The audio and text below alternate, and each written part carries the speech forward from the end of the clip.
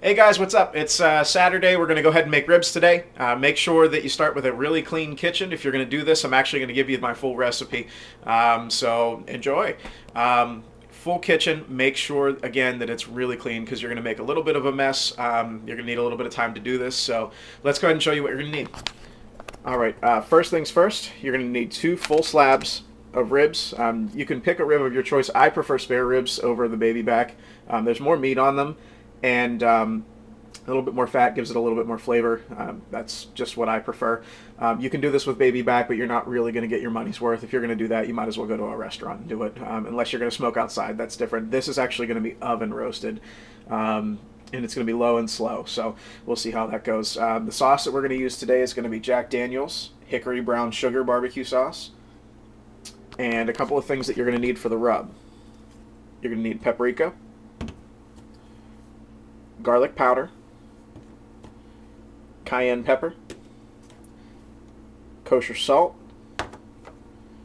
chili powder, ground cumin, and last but not least, black pepper.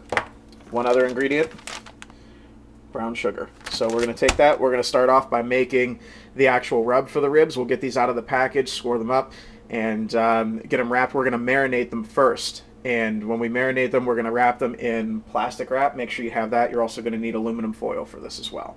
So let's go ahead and get started. We're going to get these packs of ribs open and get the rub on them and get them in the plastic wrap so we can put them in the fridge and let them marinate. All right, guys, let's start with the rub. All right, the rub, you're going to start with brown sugar, light brown sugar. You're going to need 2 tablespoons of that. So flatten them off. 1.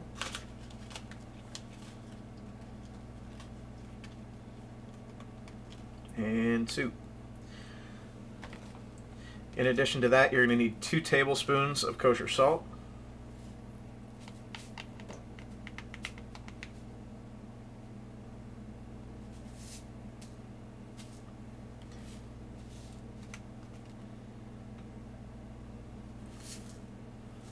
Okay. You're going to need a tablespoon of paprika. Open up the fat side. And again, this is a rub. It doesn't really have to be holy shit accurate, because you're really going to end up just tossing it all over the place. You're also going to need chili powder. Pop the lid off of that, depending on the kind you have. Tablespoon of that. A tablespoon of garlic powder.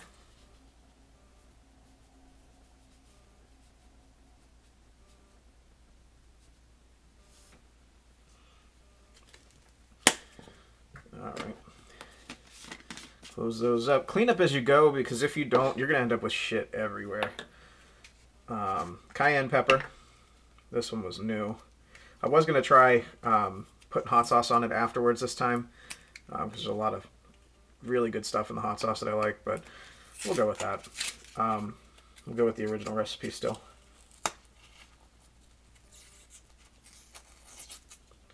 Pop that lid off there. This is all real time, kids. No cooking show over here. Oh, all right, so you're going to do another tablespoon of that. Cayenne pepper. Give it a little heat. And you also want that smoky flavor, so you're going to get ground cumin. And you use about a tablespoon of that. Toss that all in there. Ground cumin's a funny spice to me. You know, it does add a really nice smoky flavor, but it also has just a really funny smell to it. So you're going to take that.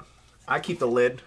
Some people will stir it around, but I just take the lid from the container, pop it on there, and shake it around. It's a lot easier to do that than it is to sit there and stir it. And it gets pretty, it mixes everything up pretty evenly, so that's kind of nice. When you're done, it should look a little bit like that. It's a light red when you look at it. So you take that, that's going to be the rub. Alright, so we got the rub taken care of. Just take that, set it aside. And now we are going to score the back of our ribs Yeah, so here's the full rack of spare ribs. I'm doing 2 of them, but I'm only going to show you 1, just because it's easier for camera angle anyway. So you're going to get your full rack of spare ribs. It's the way that that's laid out. I'm going to flip this over here, and we're just going to do some trimming. I'm just going to grab that there. Take some of this excess fat off the bottom. Just the things that are kind of hanging around. I don't cut off too much because I like the flavor it adds to it, but you do want to score it. So just take it, give yourself some nice score lines, heading both ways, all the way down it. Just let that flavor seep down in there, especially when you get the rub on there. So we're gonna do that.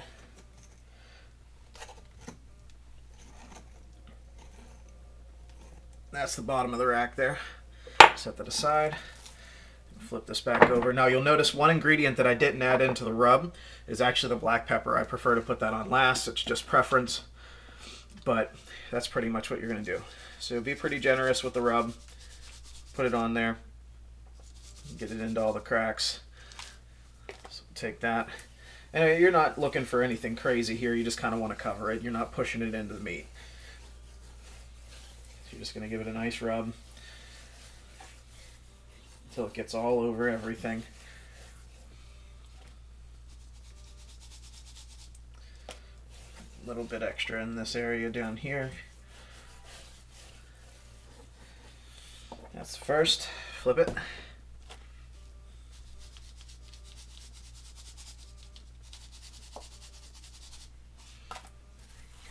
Just make sure you get it all over everything.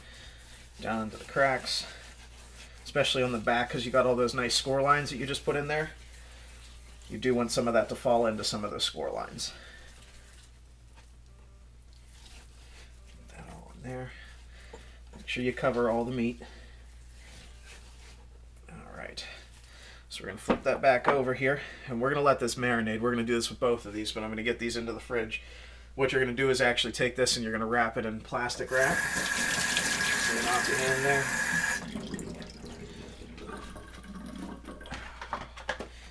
Get yourself some plastic wrap. Take that, cover it the whole way down. Rip that off. Take that. Alright, just going to flip this over. All that plastic wrap to cover the ends.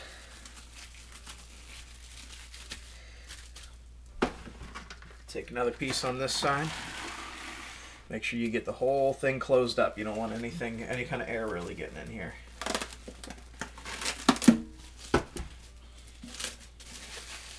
Alright. Take that.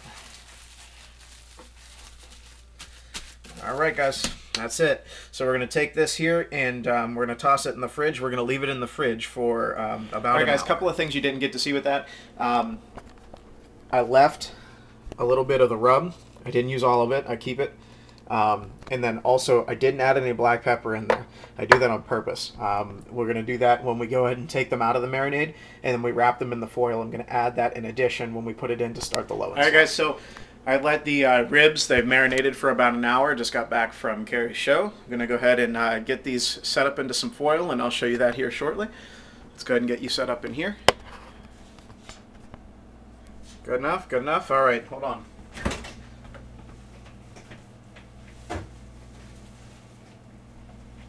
All right.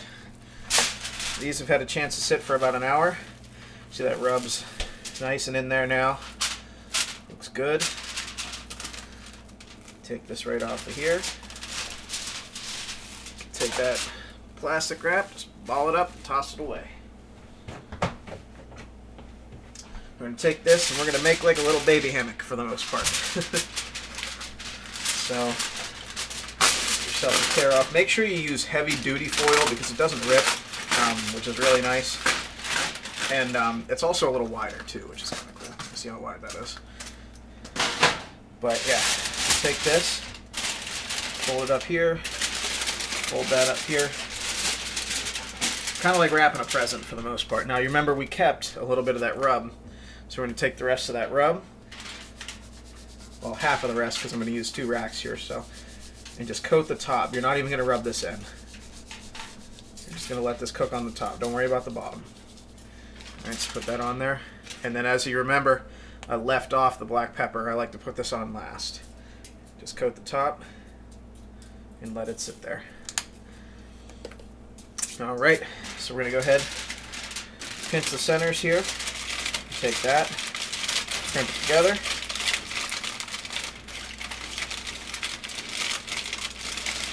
The whole way down. Close it. All right, and just fold your ends like a present. You're basically going to take this, wrap up the top, crimp this, take the ends, fold it over there. That's it. You're going to take those there. This whole rack is ready to go. Put this on your cookie sheet right there in the center. You're going to do your oven right around 225 and you're going to leave it there. You're going to put these in for 5 hours. So set that to 225. Let it heat up. Wait about 2 or 3 minutes. So we got the oven preheated here. We're all set to go. And one of the things you definitely want to get, see that little guy hanging right there? It's a temperature gauge. It actually lets you know what the real temperature is in there. Because depending on where you live, in this condo, this stove was here when I got here, so I don't know how new or old it is, but this lets me know for sure that the temperature is exactly what it says when I put it on the dial. So got the first rack in there. There's rack number 2, and we're going to set that up and leave that in there. We're actually going to do 5.5 hours on these. So right now it is 11:04. See you in 5.5 hours. 220. You're going to kick the oven up to 350. Go ahead and see how these look here. Ooh. Man, those look good. All right. Got that open there. You grab yourself favorite barbecue sauce. I'm going to use hickory brown sugar, Jack Daniels, just a brush.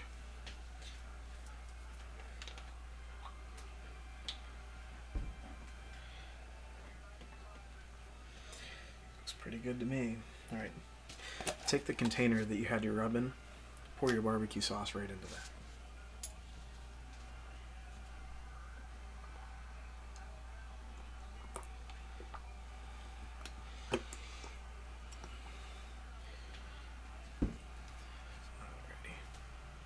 Switch it around and get the rest of that rub right down the center.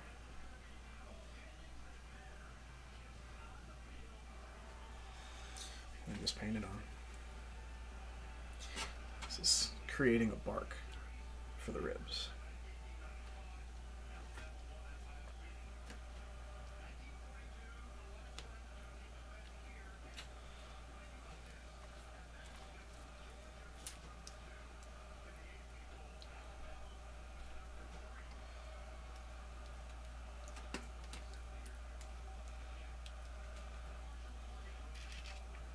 So you're just going to put a coat on, a nice coat on there. And you'll do this a couple of times. When you crank it up to 375, you're going to put it back in for 6 minutes and let this harden up. Alright, this is round 2 of creating the bark. Let's get them out of the oven again. It's been 7 minutes.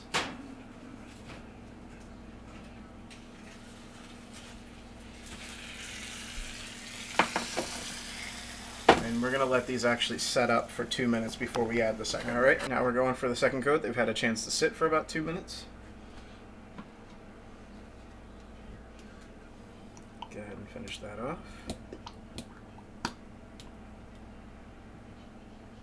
Rest of that bottom. Alright. And just want to pour down the center again. Same on both of these. I'm going to do them both because they're both out. I'm just not going to show you the other one. Pour down the center on both. Get it off. When you're spreading it on the second time, you want to be careful not to rub off any of the old barbecue that you had set on the first time, or any of the rub that you have on there either. So I like to go in a diagonal pattern for the second coat. just across that. Make sure you get a good covering.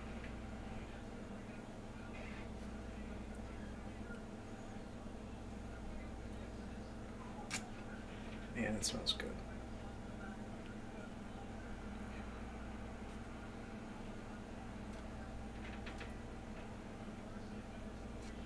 And you make sure you keep that oven on 375. And you're going to put this in, create another layer of bark, and then we're going to do this one more time. And we'll have the final product. Again, you're going to do these about 7 to 10 minutes apiece. All right, so I just added the third layer of bark, and this is going to be the last time in the oven. This is the way we're looking right now.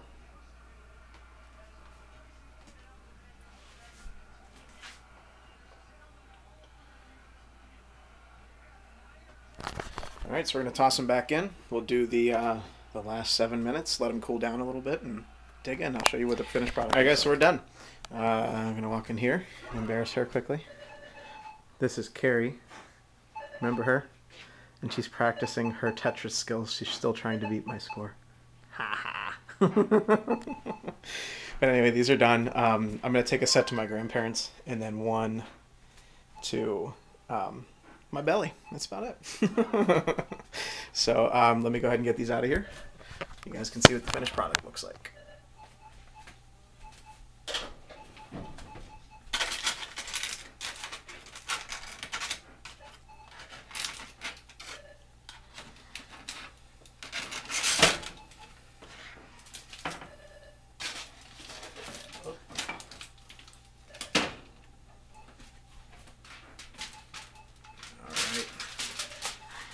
There we go. That is the finished product. 5.5 hours later.